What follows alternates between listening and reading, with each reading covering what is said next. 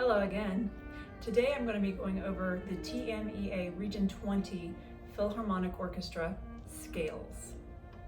Okay, so before we get into this, I want you to go ahead and tune, get out your packets, and with that, we're going to go ahead and look now at D major. You have a 2-octave D major scale. Let's go ahead and talk about the finger patterns first on each string. You're not going to be shifting for this scale. You're going to be in first position, but we are going to be using a high 3-finger pattern on the C and the G strings, right? We have an F sharp and a C sharp in our key signature. And once we get to the D string, we're going to shift back into our 2-3 touching finger pattern. So our half step will be between the F sharp and the G. And then for the A string, it's the same finger pattern, 2 and 3 touching, right?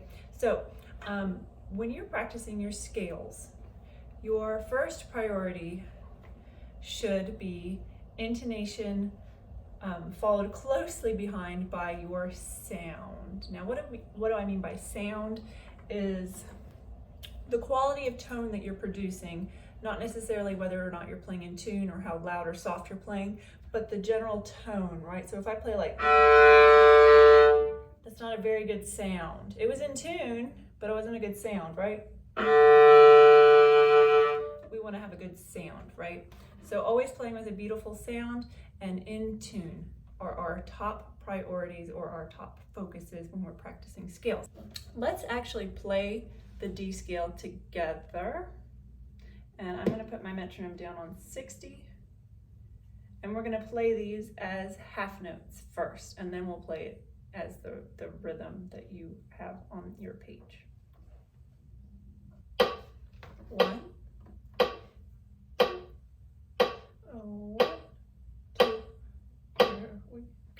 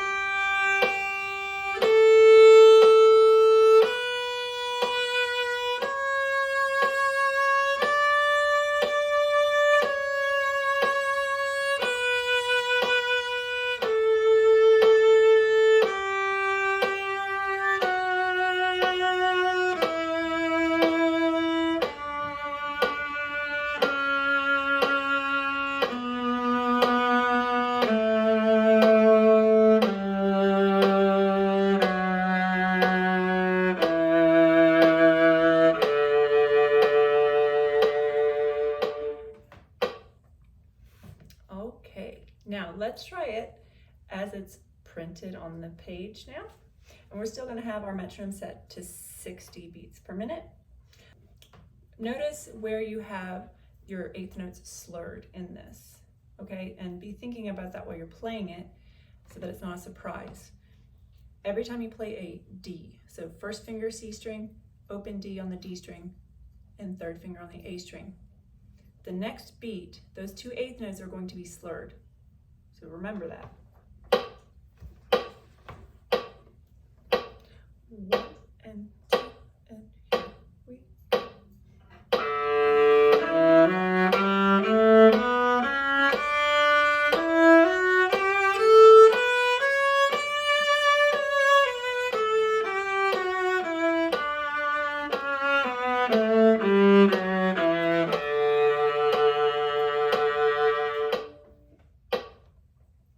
Did you hold that last note for 3 full beats? Make sure that you save enough bow on the last note. Okay, let's play our arpeggio now at 60 beats per minute. 1, 2, 3, 1 and 2 and go.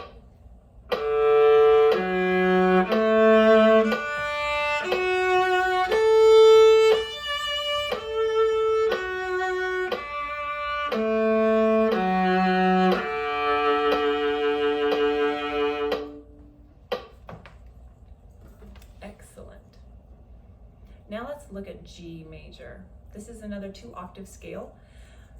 we have a shift in this scale. Okay, so let's talk about the fingerings, because there aren't any marked in the packet. So we're gonna play everything in first position up to second finger on the D string. We're gonna shift to third position, G, and we're gonna stay in third position for 2 full measures, okay?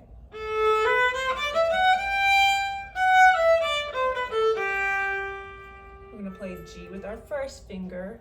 This would be the last measure of the G major scale, and then we're shifting back to first position, okay? Good. Before we practice this, I wanna isolate the shift and really get your hand used to it so that it's not, no guessing when we're shifting and we're playing our scale. So first thing I would like for you to do is glide your hand on the neck, right? So making sure thumb is here and you're touching with your first finger just above the first knuckle, right here. We're just gonna glide up and down from first position until our wrists hit the shoulder of the viola. Up and down, no jerky motions, nice and smooth. You can also put your fingers on the string if that feels better for you. When you're doing this, you wanna make sure that your thumb is staying across from your second finger, right? Make sure that thumb is coming along. We don't want thumb to be back here while I'm shifting and staying like this, right? The whole hand moves. We also want to make sure that our wrist is not leading, right? The wrist does not lead a shift. The whole hand moves together, and we're only opening and closing from the elbow, okay? Good. So for this video, I'm going to assume that you know the basics of shifting, and we're just going to practice shifting from the F sharp to the G. And there's a specific way that I like to practice my shifts. I'm going to slur the F sharp to the G on a down bow, and then I'm going to slur the G to an F sharp on an up bow. And when you're doing this, you want to listen for your guiding fingers. What's a guiding finger? Well, your guiding finger is the last finger that was down before the shift.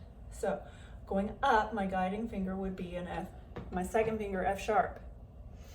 I'm gonna guide my second finger to third position, so I'm really going to the A, right? And then I'm lifting my second finger to play the G, right? So it looks like this.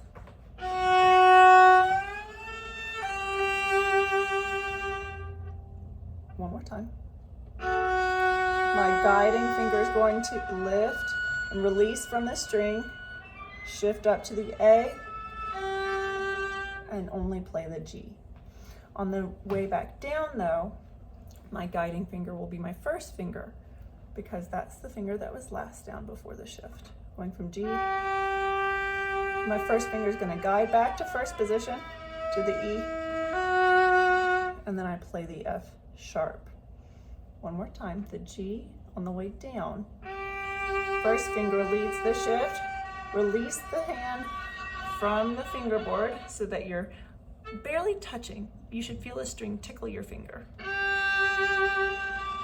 Shift to the first finger E, and then you plop your F sharp second finger. Okay, so all together it looks like this.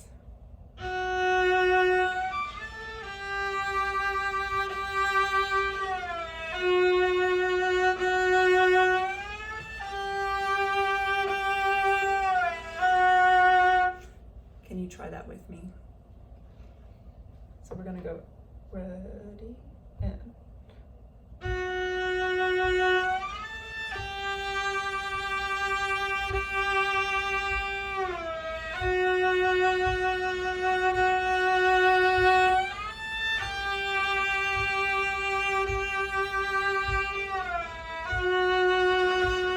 nice. Now let's try it where we don't hear the guiding finger quite so much. 1 and 2 and here we go.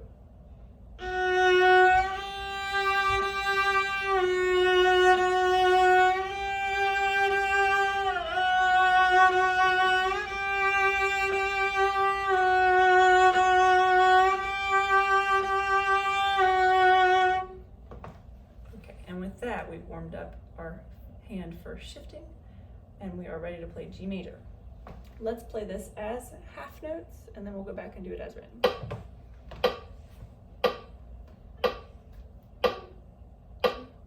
Here we go.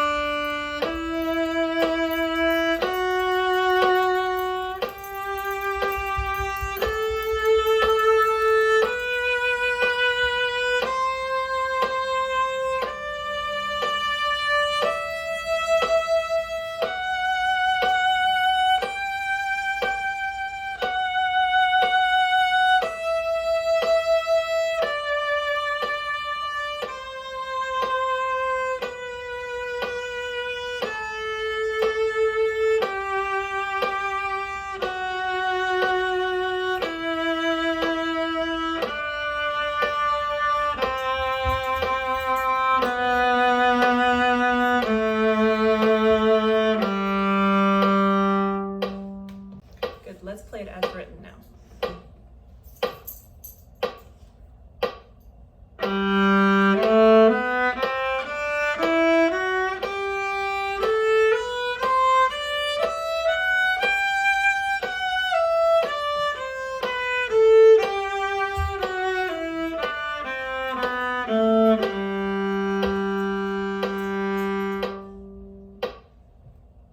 Very nice.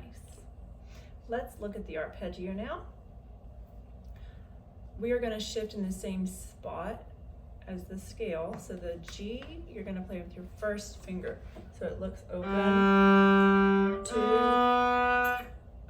open, and shift while you're playing the D, then set your G.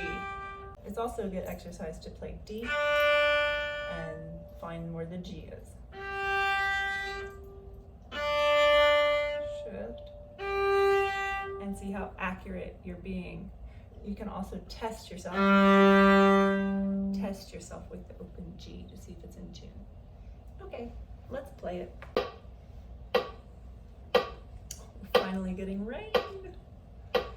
1, 2, half notes. 3, 4, here we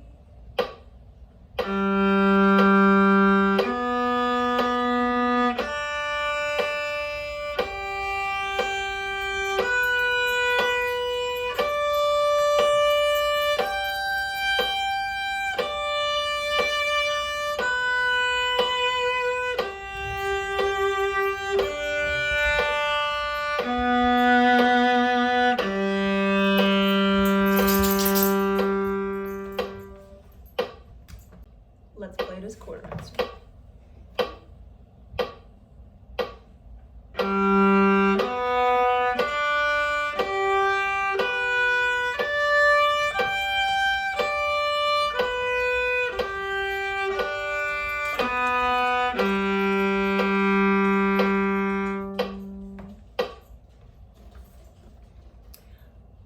Let's look at E minor now.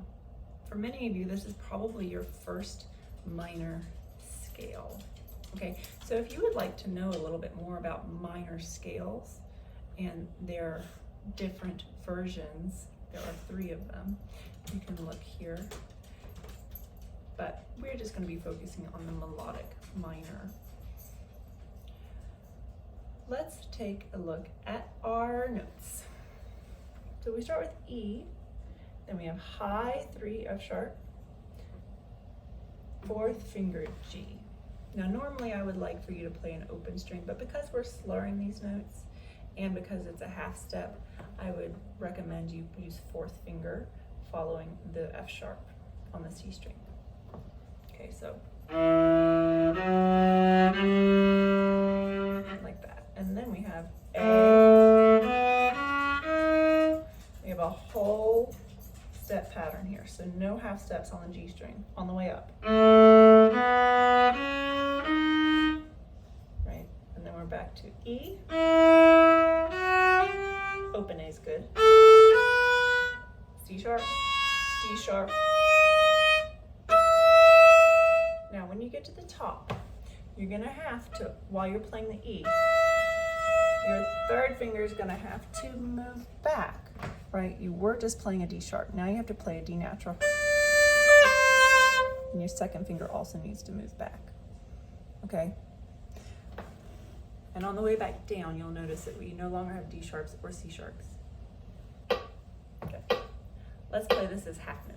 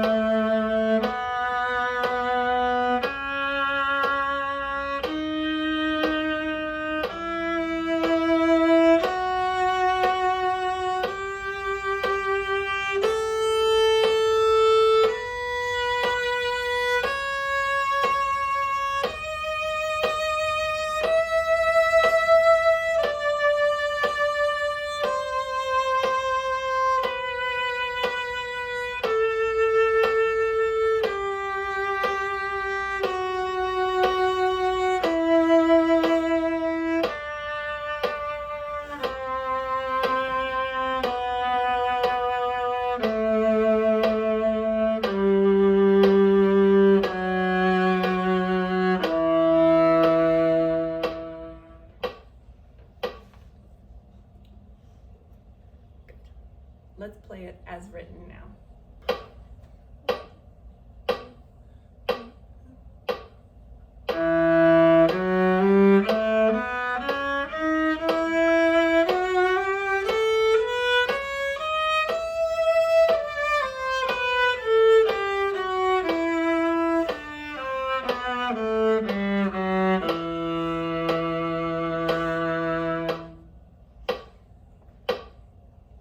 Okay, let's look at the arpeggio. All in first position. Use open G on the way up, okay? Let's play it as half notes.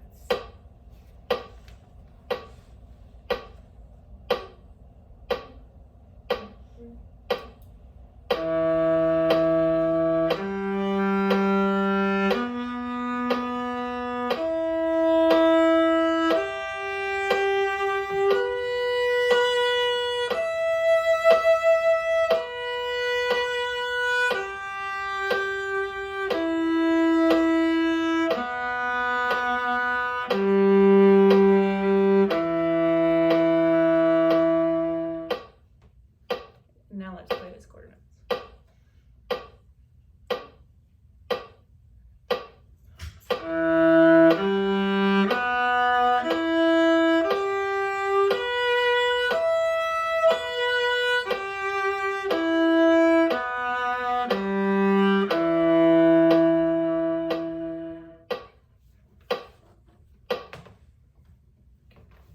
Remember, when you're practicing your scales, that intonation and sound are your top priorities. So practice slowly, practice with a tuner, practice your finger patterns, okay?